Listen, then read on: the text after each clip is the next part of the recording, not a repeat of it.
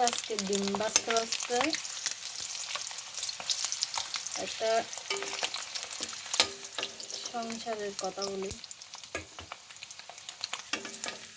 গিন্নি বলছে বরকে আজকে কি রান্না হবে, বরকে জিজ্ঞাসা করছে। আর বর বলছে কেন তরকারি আছে না।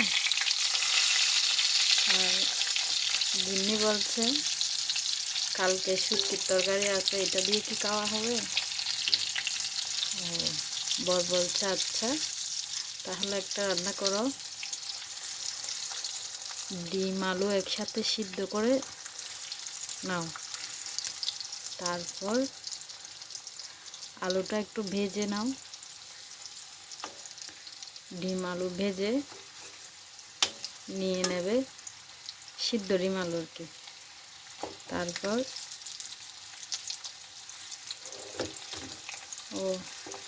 ওগুলো ভেজে নিয়ে তারপর আবার কড়াইতে তেল দেবে, বেশি না হালকা বলল। তারপর ভেজে এরপর একটু গোটা গরম মশলা দেবে, এই যে নিয়ে নিয়েছি। আর এখানে পেঁয়াজ আদা রসুন, আর এখানে পেঁয়াজ কাটা আছে, এখানে কাঁচা লঙ্কাও আছে, 4টে নিয়েছি, বেশি না আবার জাল হয়ে যাবে। তারপর আর কি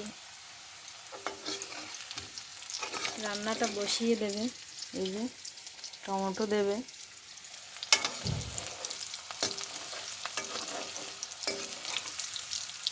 বরের আর কি রান্না করতে মানে।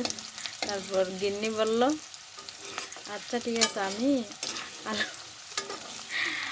আলু ডিম একসাথে সিদ্ধ করে রেখে দিব, আপনি এসে একটু বসিয়ে দেবেন। বরের কথা কেন যে বলতে গেলাম এত সুন্দর করে, না বললেই ভালো হতো। হয়েছে এবার এটাই হচ্ছে বর আর গিন্নির কথোপকথন আর কি, রান্না কি হবে এটা নিয়ে। আসলে এটা প্রত্যেকদিন ডিসিশন নেওয়াটা খুব মুশকিল হয়ে পড়ে, কি রান্না হবে আজকে এটা নিয়ে। তো অবশেষে আজকে শর্টকাটে বলতে পারলো, মানে খুব অল্প সময়ের মধ্যে বলে দিতে পারলো আর কি আমার বরমশাই আজকে এটা দিয়ে এটা হবে, এটা দিয়ে এটা হবে, এরকম করে রান্না করো।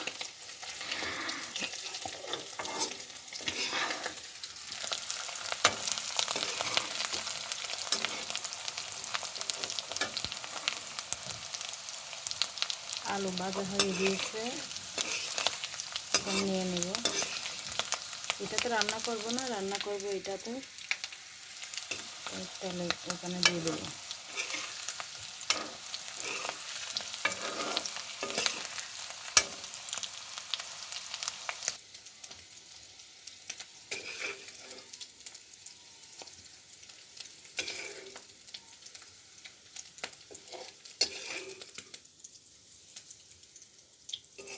ও আবার ডিম আলু দিয়ে খুব ভালো রান্না করে, ওটা মোটামুটি সবই রান্না করতে পারে, কিন্তু ডিম আলু দিয়ে রান্নাটা আমার ভালো লেগেছিল, ঝোল ঝোল করে করে খেতে খুব ভালো লাগে। এবার ওই যে বাড়িতে আর কি চিটাং বাসায় রান্না করেছিল, আমি এটাতে কড়াই বসিয়ে দিয়েছি। আসলে রুটি করলে না চুলোটা একদম নষ্ট হয়ে যায়, আমি মুছিও নি আজকে। আর কড়াইটাতে কীরকম হয়ে আছে, দুধ গরম করেছিলাম আমি কড়াই করে, ওই যে আলু ভাজার তেলগুলো দিয়ে দিলাম, আলু ডিম ভাজার তেল। এগুলো আবার দেখলে বলবো যে ফেলে দাও, এগুলো খেতে হবে না। আর একটু তেল দিয়ে নিলাম। এখন পেঁয়াজ দিয়ে দিব, যেহেতু গরম তেল তো হয়ে গেছে।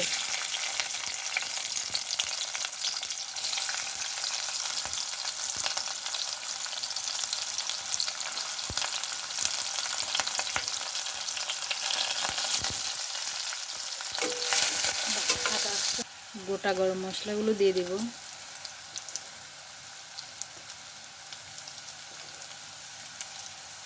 এই কড়াইটাতে রান্না করার আরেকটা অসুবিধা হচ্ছে, তাড়াতাড়ি হয়ে যায় কেন জানি না। আমি একেবারে ছোটো করে দিব আমি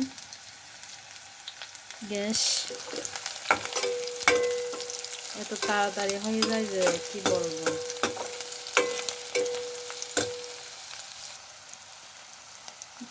এখানে কি কি দিলাম দেখতে তো পাচ্ছেন, দেখার সুবিধার্থে আমি এভাবে আলাদা আলাদা করে দিয়েছি।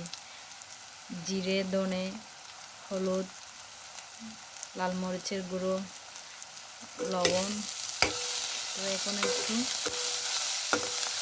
হালকা জল দিয়ে একটু কষে নেব।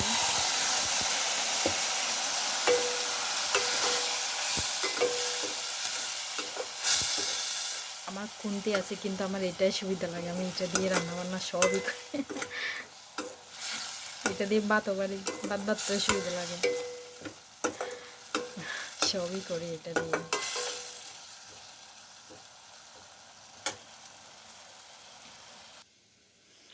এখানে আমি চালগুলো ভিজতে দিয়ে দিয়েছি অনেকক্ষণ আগেই। এগুলো দিয়ে নিব। এখানে 2 কাপ আছে, 2 কাপতে সামান্য কম। এই যে আর একটু ভিজুক, তারপর আরেকটু পরে করে নেব।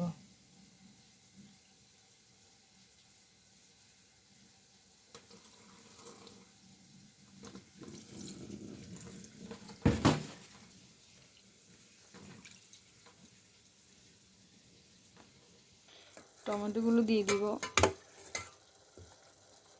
টমেটোগুলো দেখতে খুব সুন্দর না, কালারটা একদম টকটকে লাল। 4টা ডিম দিয়ে দিয়েছি,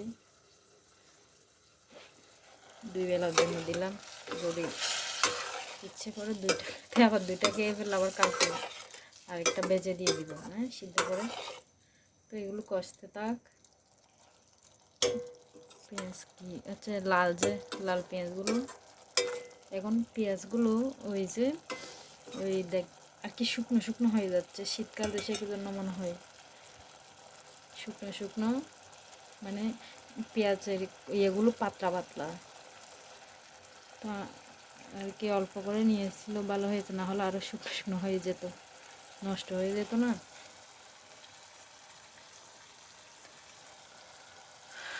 আলু সিদ্ধ করেছে যে ইয়েটা কীরকম হয়ে গেছে। আচ্ছা, প্রথমে চা করেছিলাম, এর মধ্যে আলু সিদ্ধ করেছি তো, তাই ডেক্সিটার অবস্থা খারাপ। এটা ঠিক করতে হবে, আবার 1 ঘন্টা কষতে হবে।